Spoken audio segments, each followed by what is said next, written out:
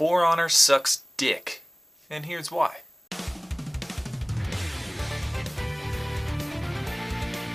Now there's a lot of picking apart I could do for Honor, but I'm just going to compile the top 5 reasons. Number 1, that last bar of health that regenerates. The problem is that once you get to that last bar of health, then the dude can just back up, wait for it to regenerate before it goes back in.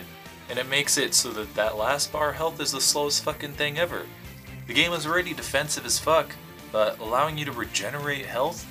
Like, imagine in Street Fighter if, you could regenerate it so that the next hit won't kill you. And so you could just keep backing up and blocking everything, and then regenerate that health up again, and then take one more hit. That's how it is in For Honor. It just keeps going. Number 2, every character only has 1 or maybe 2 good attacks.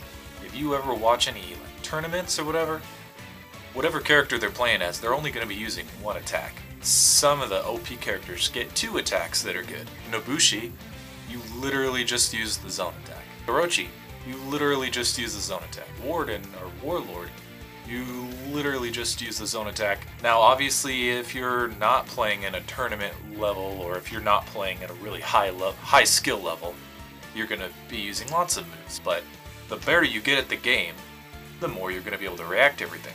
Which brings me to my next point, is that all moves are, in this game, all the normal moves are reactable.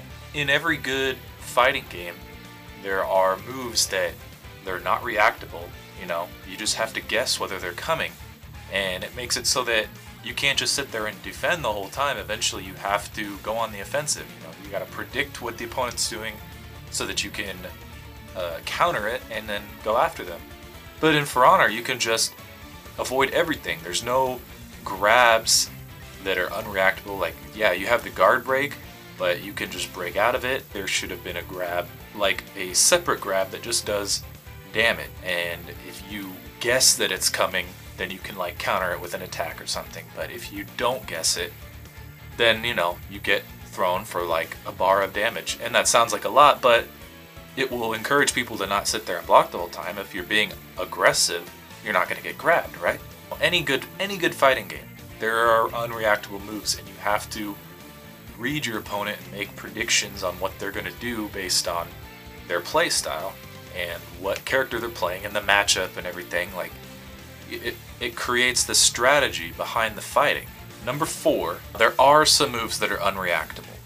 However, they're unreactable because the game literally lies to you. Some characters have moves where if you're locked on and then you do the move and unlock during the move, your move will come out and the indicator that's supposed to say what direction your move's coming from, it will show the wrong information, or it just won't show anything at all. The zones are already pretty fast. With this unlock tech, the problem is that the indicator straight up lies to you. They're unparryable. Offensive glitches in games are problematic. There are glitches in games that could be considered, adding to the strategy.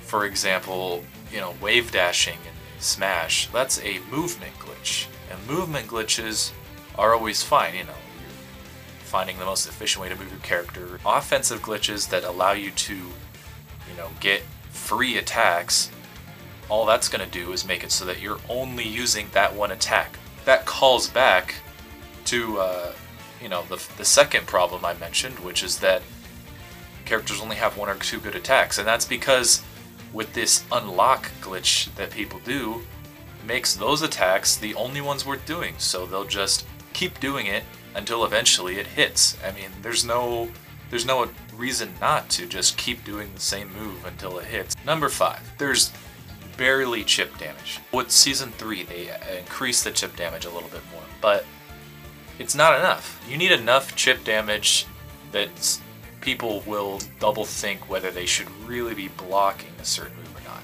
At the moment, even if you can't parry, you can still just block everything and still turtle. And it's even more of a problem on that last bar of health because you just keep regenerating it. So I think the chip damage should be significantly higher, 25% at least. Maybe if you're out of stamina, even more, 50%.